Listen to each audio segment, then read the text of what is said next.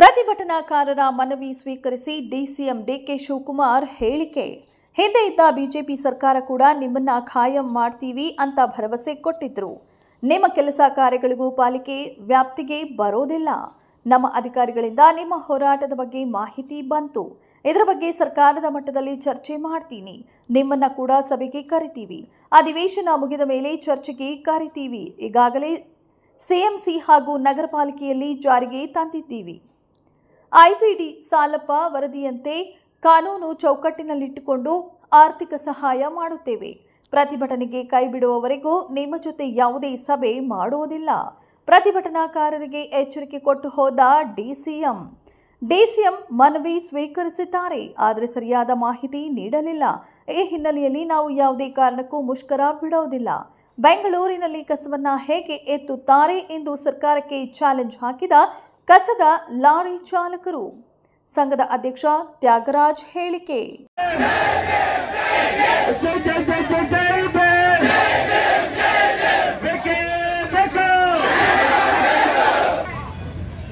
ಇದು ಊರಿನ ಸ್ವಚ್ಛಗೊಳಿಸುವಂತಹ ಸಮುದಾಯ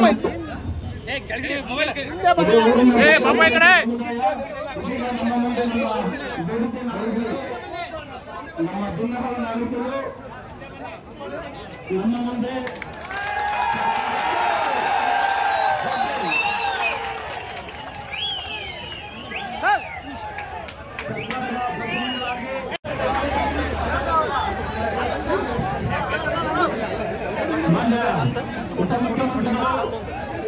ನಮ್ಮ ಬೇಡಿಕೆಯನ್ನ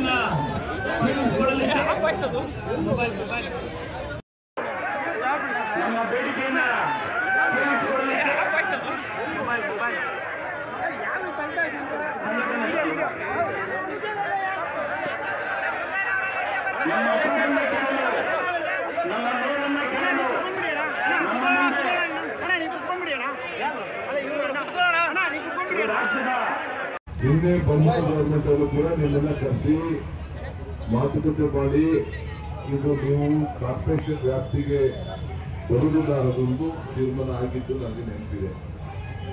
ಈಗ ತ್ಯಾಗರಾಜ್ ಅವರ ಮುಖಂಡತ್ವದಲ್ಲಿ ಹೋರಾಟ ಪ್ರಾರಂಭ ಮಾಡಿದ್ದೀನಿ.